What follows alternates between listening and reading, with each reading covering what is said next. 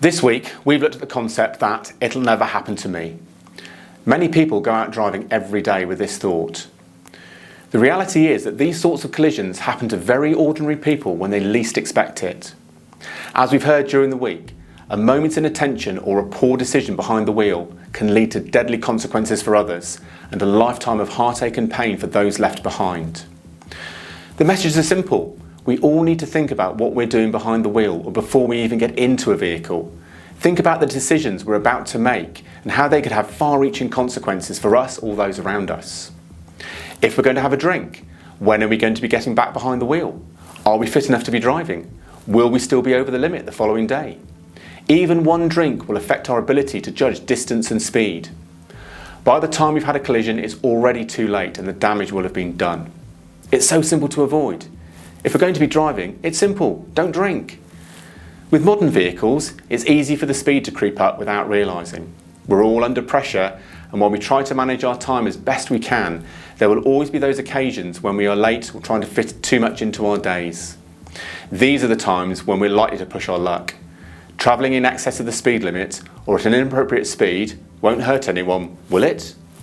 The reality is that every time we do it, we are putting not only our own lives at risk, but those around us as well.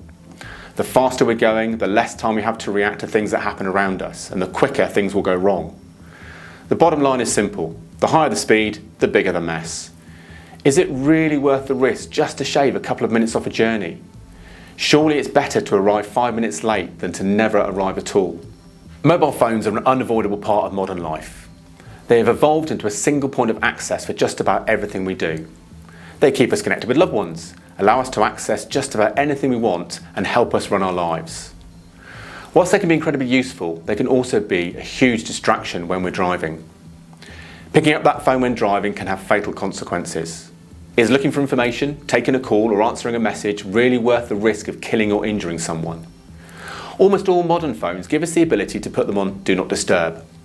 We can respond to a message, return a call, or look for that all-important information once we've stopped. Nothing is so important that we need to risk our own or someone else's safety just for the sake of being connected. Vehicles nowadays are fitted with multiple safety systems designed to keep us and our passengers safe when we're in the car. One of the most important of these is the seatbelt.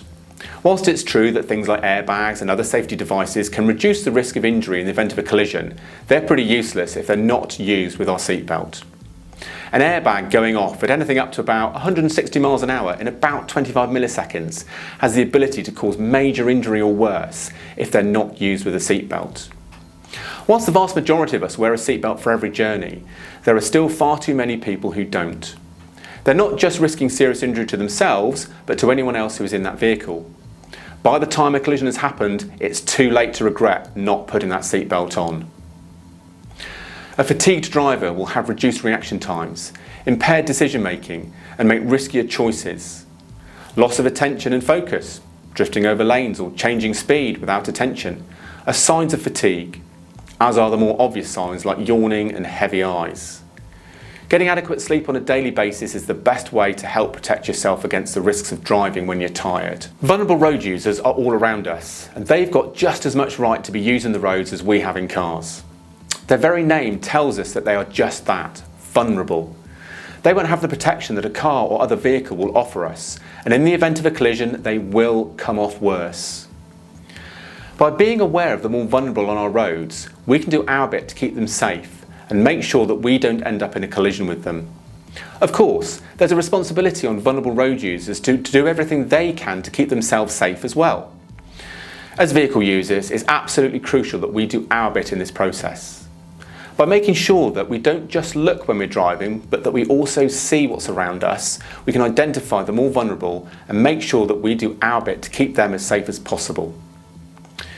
If we all take a moment to think about the consequences of the next action or decision we're about to make behind the wheel, we can reduce the risk not only to ourselves, but to all those who use the roads.